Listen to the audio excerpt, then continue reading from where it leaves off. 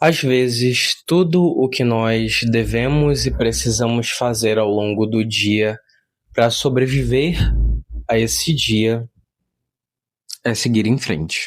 O vídeo de hoje já deveria ter saído há um certo tempo. Pelo menos há cerca de um mês esse vídeo deveria ter saído. E ao longo do vídeo eu vou explicar o motivo. Bom, o título do vídeo é Homem Comum, Enfim.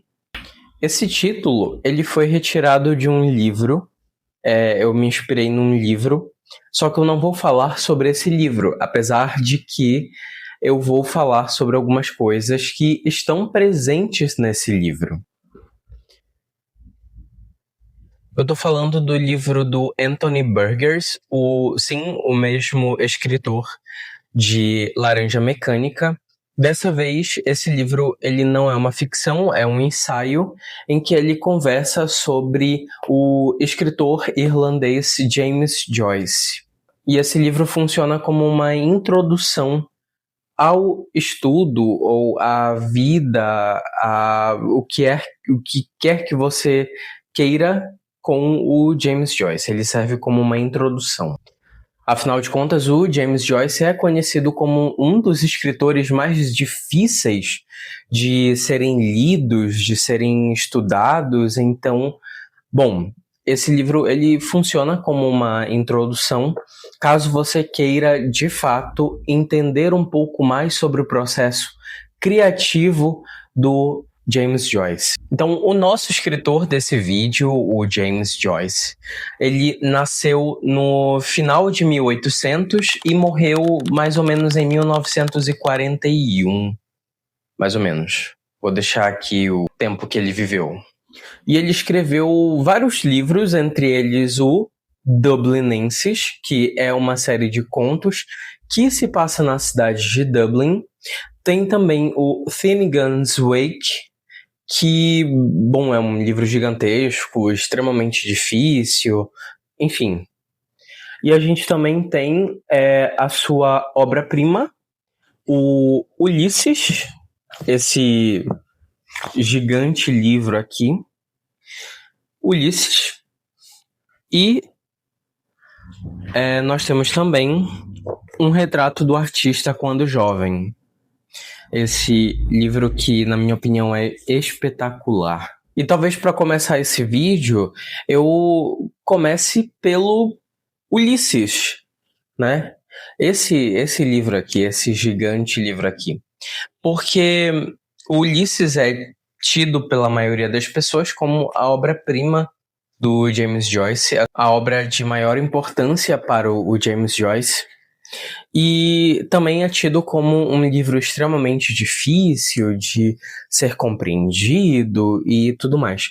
Mas acontece que, na verdade, o James Joyce ele faz uma série de estreias de coisas novas que a maioria dos escritores não faziam, e é por isso que ele é considerado também um dos mais criativos escritores da modernidade.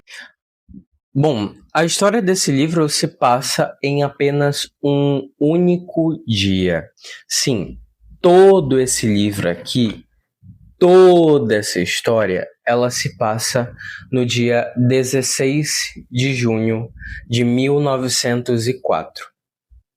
E a gente vai acompanhar um cara chamado Leopold Bloom e a sua própria Odisseia. Mas por que o nome do livro se chama Ulisses, se o nome do personagem principal da história se chama Leopold Bloom e a história se passa no dia 16 de junho? O que essa data tem de importante? Bom, na verdade, o James Joyce escolheu essa data, não de forma aleatória, ele teve um motivo para escolher essa data, mas essa data ela é importante em Dublin, principalmente na Irlanda, pelo fato de que esse é o Bloomsday, o dia de Bloom, que é um dia onde as pessoas saem de casa, as pessoas vão vestidas a caráter, com as roupas de 1904.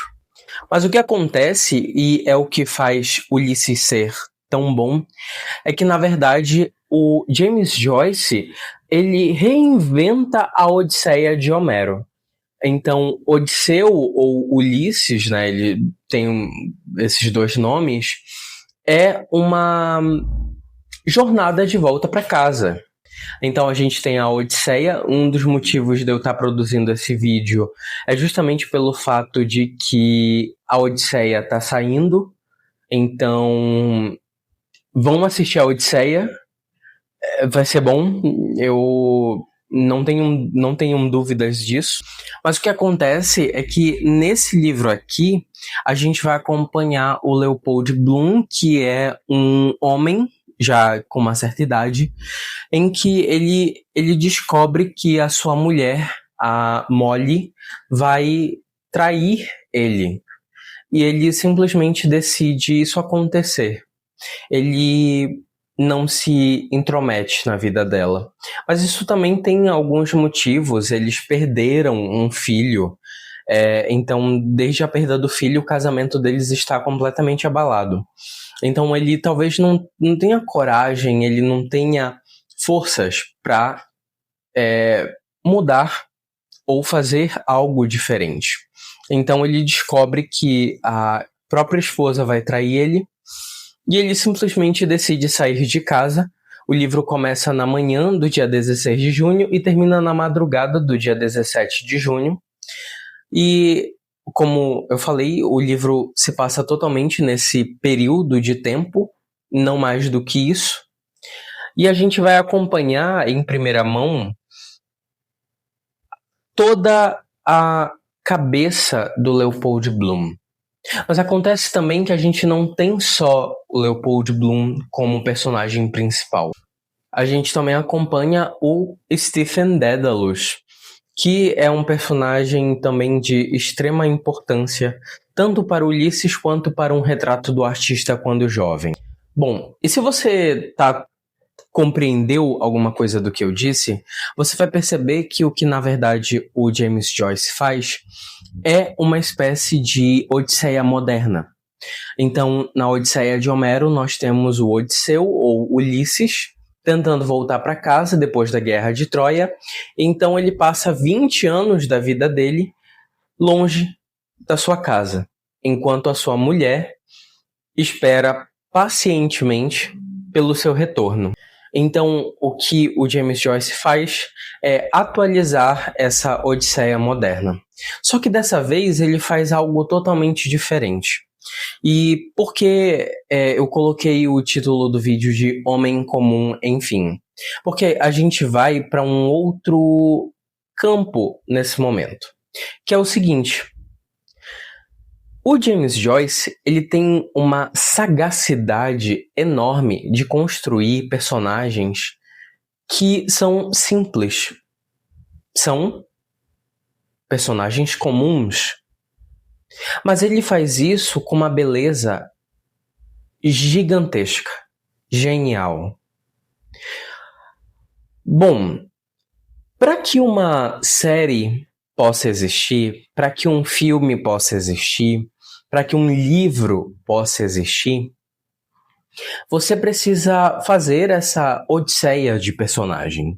Você precisa fazer com que o personagem entre em confronto consigo mesmo, ou com os outros, ou com Deus. A todo momento, você precisa fazer com que isso aconteça. Porque senão, como a trama seria movimentada? Imagina você acompanhar a vida comum de uma pessoa normal. Não é um deus, não é um semideus, não tem poderes, não faz nada de importante. Só sai de casa e faz as suas coisas simples. É como olhar-se num espelho. É como se perceber nesse próprio personagem. Mais do que, eu me identifico com o Homem-Aranha, ou eu me identifico com o Odisseu, mas, na verdade, o que o Leopold Bloom tem de tão especial é que, na verdade, ele é um homem comum, enfim. E essa é a grande beleza do Ulisses, porque o James Joyce transforma essa Odisseia em algo totalmente comum do nosso dia a dia. Só que o que é estranho é porque imagina o quão chato poderia ser você acompanhar o dia de uma pessoa comum. Ela acordando, indo ao banheiro, saindo para o trabalho ou conversando com os amigos. O quão poderia ser insignificante várias coisas dentro desse dia dessa pessoa. Só que o James Joyce, ele consegue transformar isso em algo poético. Ele consegue fazer algo de diferente. A gente consegue acompanhar a cabeça do Leopold Bloom e consegue se perceber em vários momentos nesse personagem também.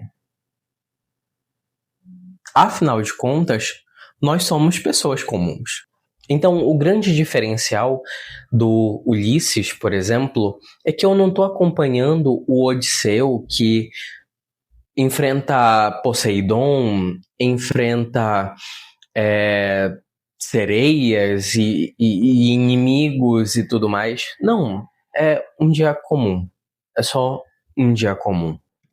Então, a estrutura desse livro ele vai funcionar como a estrutura da Odisseia do Homero.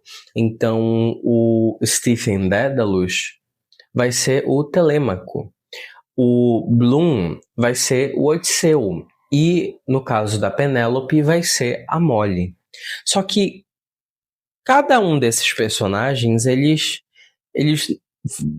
vão ser um pouco parecidos com os personagens de Homero, mas ao mesmo tempo vão ser diferentes. A própria Molly é uma mulher que ela tem desejos, ela tem vontades. Então ela não vai ficar esperando por algo, ela vai fazer, ela vai querer, ela vai fazer com que esse desejo que ela tem seja realizado. Bom, é simplesmente muito difícil você pegar um livro como Ulisses e querer transformar esse grandioso livro em um vídeo de 30 minutos, pelo menos. Isso é muito difícil. Então, a melhor recomendação que eu posso fazer é você ler o livro, é você ter contato com a obra. Você pode ler a Odisseia, você pode ler a Ilíada da Odisseia depois, e depois você ler Ulisses, mas eu também recomendo você começar lendo James Joyce através do livro Um Retrato do Artista Quando Jovem, que o personagem principal é o Stephen Dedalus, que é o personagem que aparece em Ulisses também e que vai ser um personagem de suma importância. O mais delicioso desse livro também é que o Stephen Dedalus é o alter ego do próprio James Joyce. Então a gente vai acompanhar um pouco dessa mistura que o James Joyce faz com a própria vida dele. Então o Stephen é um jovem que tem vários irmãos, e isso aconteceu também com James Joyce. O Stephen Dedalus é um personagem que a família dele tem um pouquinho de grana, depois eles vão ficando pobres. Ele vai estudar numa escola católica. Ele vai passar a maior parte da vida dele lidando com a sua família, que vai ser nacionalista, vai ser religiosa, vai ser conservadora. Então a gente acompanha o retrato do artista quando jovem, um Stephen Dedalus criança até chegar à sua fase adulta. Então, para mim, o retrato do artista quando jovem tem cenas que para mim são... Bom, eu senti coisas parecidas. Eu passei por situações parecidas. Apesar da distância do tempo em que o livro foi escrito, mas eu acredito muito em semelhanças que eu vivi com o personagem. Ele, a todo momento, é um personagem que quer viver a sua própria vida, mas ao mesmo tempo tem receios por conta da própria família que ele tem. Ele vai para uma escola católica e ele gosta da religião católica. Ele não quer ferir os sentimentos da sua família. Ele tem ali algumas dúvidas. Em um certo momento da adolescência do Stephen Dedalus, ele vai ter contato com prostitutas, com mulheres da vida, enfim. E ele vai gostar disso. Até que ele ouve uma pregação de um pregador que está na escola dele. E são mais ou menos umas 10 páginas em que esse pregador narra o caminho de uma alma indo para o inferno, sofrendo as consequências do pecado. E o Stephen Dedalus, ele vai se afundando, ele vai ficando tão entristecido, em pânico com tudo aquilo que ele está ouvindo, que ele se converte em um terror de ir para o inferno. Então ele se arrepende dos pecados que ele cometeu, ele se confessa, ele se aproxima da igreja, começa a ajudar na missa, se torna um excelente, quase um santo em vida. Então ele também vai percebendo outras coisas. Ele vai percebendo que ele gosta muito de arte. Ele vai percebendo que ele gosta muito de escrever. Então ele deseja profundamente ser um escritor. Só que isso ficaria justamente afastado do que a família dele queria. Isso vai ficando mais difícil por conta da igreja, se ele vai querer mesmo se tornar um padre, porque ele cogita a possibilidade de entrar para o seminário e se tornar um padre. Então, as escolhas que ele vai fazendo ao longo da vida, apesar de ser um jovem, se aproxima muito do que a gente passa, das decisões ou indecisões que a gente enfrenta ao longo da nossa história. E isso é delicioso, mas é ao mesmo tempo cheio de medo. É embaraçoso às vezes ver algumas coisas que o Stephen Dedalus passa. Eu queria separar 2 trechos que eu considero importantes para o livro. Então, vamos lá. Existe um momento, praticamente no final do livro, em que o Stephen, ele tá nesse confronto interno sobre decidir o que ele quer da vida dele, se ele quer seguir o caminho da arte, se ele quer seguir o que a família dele quer que ele siga, se ele entra para o seminário, ele não sabe o que ele decide, não sabe o que decidir para a vida dele. Então ele decide ir à praia. E na praia ele tem um encontro com o próprio eu dele e ele decide qual caminho ele quer seguir. Em poucos momentos, estava descalço, meias enroladas nos bolsos e sapatos de lonas pendurados sobre os ombros, pelos cadarços amarrados, e apanhando um pau pontiagudo e carcomido de sol, dentre o que o mar lançava às rochas, ele desceu, com algum esforço, o quebra-mar. Havia um longo regato na areia, e enquanto vadiava, lento seu curso, pensava na infinda deriva de algas, esmeralda e negras, e carmesim e oliva. Elas moviam-se sob as correntes, oscilantes e circulantes. A água do regato estava escurecida pela deriva ínfida e espelhava as nuvens à deriva no céu. As nuvens estavam à deriva acima dele, silentes, e silente o emaranhado marinho estava à deriva abaixo dele. E o cinzento ar quente estava parado, e vida nova lhe cantava nas veias. Onde agora sua meninice? Onde a alma que se afastava de seu destino, para meditar isolada a respeito da vergonha de suas chagas, e em sua casa de miséria e subterfúgios, para coroá-lo com mortalhas e guirlandas que murchavam a um só toque? Ou onde ele estava? Estava só, despercebido, feliz e perto do coração selvagem da vida.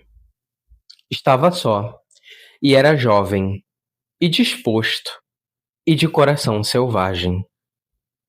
Só em meio a um deserto de ar selvagem e águas salgadas, e de uma colheita marinha de conchas e emaranhados, e velado sol cinzento, e figuras de roupas leves e alegres, de crianças e moças, e vozes de crianças, de moças, pelo ar. Uma moça estava à sua frente em meio ao regato, imóvel e só, mirando o mar. Parecia alguém que a mágica tivesse transformado em imagem de estranha e linda ave marinha. Suas longas pernas nuas e esbeltas eram delicadas como as de uma cegonha e puras. A não ser de onde um rastro esmeraldas de alga se tinha marcado como um sinal sobre a pele. Suas coxas, mais cheias e do tom suave do marfim, estavam nuas quase até o quadril, onde as alvas franjas da roupa de baixo eram como penugens de macias plumas brancas. Sua saia azul ardócia estava atrevidamente presa na cintura e se abria em caudas atrás dela. Seu peito era de ave, suave e exíguo e suave, como o peito de uma pomba de penas negras. Mas os longos cabelos claros eram de menina, e tocado pelo encanto da beleza mortal, seu rosto. Estava só e imóvel, mirando o mar, e quando sentiu sua presença e a adoração dos olhos dele, os olhos dela se viraram para ele, suportando quietos sua mirada, sem vergonha e sem vaidade. Por muito, muito tempo, sustentou seu olhar, e então, quieta, retirou o olhar do dele e baixou os olhos para a água, delicadamente agitando a água com um pé, daqui para lá. O primeiro ruído vago da água, que se movia delicada, rompeu o silêncio. Baixo e vago, sussurrante, vago como os sinos do sono, daqui para lá, daqui para lá. E uma flama leve tremia no rosto dela. Santo Deus! Gritou a alma de Stephen, num rompante de alegria profana. Então esse é o exato momento em que ele sozinho e na praia opta por seguir o que ele mais deseja no seu coração, que é se tornar um escritor, é escrever, é fazer e seguir a arte. A segunda parte, em que eu considero linda, uma parte linda do livro, também é no final. É quando o Stephen ele já se decidiu sobre a vida dele, já tá meio caminho andado, ele já tá seguindo sua vida para ser um artista de fato. Então ele tá num certo ali confronto com um amigo dele, o Crayley, e ele enfrenta o Crayley não de uma forma ruim, não brigando, mas conversando com o Crayley. Ele diz o seguinte: olha aqui, Crayley. Você me perguntou o que eu faria e o que eu não faria. Eu vou te dizer o que eu vou fazer e o que eu não vou fazer. Eu não vou servir aquilo em que não acredito mais. Possa essa coisa se dizer minha casa, minha pátria ou minha igreja. E eu vou tentar me expressar em algum modo de vida ou de arte com a liberdade que eu conseguir e com a plenitude que eu conseguir, usando em minha defesa as únicas armas que eu me permito usar: silêncio, exílio e astúcia. Isso é James Joyce, galera. Então ele decide renegar a sua própria nacionalidade, a sua família, a sua igreja, em prol da sua arte, do desejo de seguir aquilo que o mais profundo do seu coração queria, que é a arte. O James Joyce e, de certa forma, Ulisses e o próprio Um Retrato do Artista Quando Jovem é um livro extremamente filosófico. A todo momento, o Stephen ele está tentando propor uma nova estética sobre a escrita. Ele está falando constantemente de Santo Tomás de Aquino, de Santo Agostinho, de Aristóteles, de Platão. Está falando sobre as filosofias dos escritores.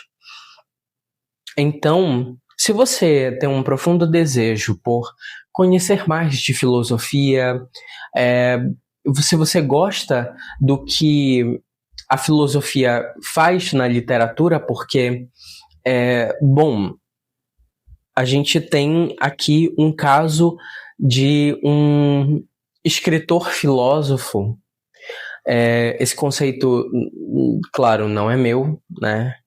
É Albert Camus que vai nomear alguns escritores como pensadores e escritores romancistas filósofos, como o Franz Kafka, o Dostoiévski, por que não James Joyce, né? Durante o meu período de TCC, eu conheci um pouco antes, né, de escrever o meu TCC, o James Joyce, comecei a me aprofundar, percebi temas muito existencialistas dentro das obras dele e, por fim, eu acabei descobrindo as influências do Kierkegaard na escrita do James Joyce. Então, se você ama literatura, se você gosta de filosofia, se aprofunde, leia Dostoiévski, leia Franz Kafka, leia James Joyce. Eu sei que a maioria das pessoas fala que as obras do James Joyce são difíceis, mas, pessoal, é só um livro. Então, aproveitem, se debrucem, risquem o livro, marquem o livro, faça as suas anotações no livro, não tem problema, livro é para ser utilizado mesmo, é para você escrever, é para você riscar, não é para ficar guardado numa estante e ser esquecido, não, usa, escreve, coloque seus pensamentos também, discorde ou concorde com o autor, não tem problema. Faça aquilo que você acha de melhor, você gastou o seu dinheiro nisso, então faça o que você achar melhor. Bom, por fim, são as minhas indicações. Leiam James Joyce, leiam Um Retrato do Artista Quando Jovem. Vocês podem ler Dublinenses também primeiro, porque é uma série de contos. Vocês podem ler posteriormente Um Retrato do Artista Quando Jovem, Não esqueçam de ler Homero também, claro. E é isso, gente. Até o próximo vídeo. E compartilhe com seus amigos, siga nas redes sociais do Távola, recomende o Távola Filosófica.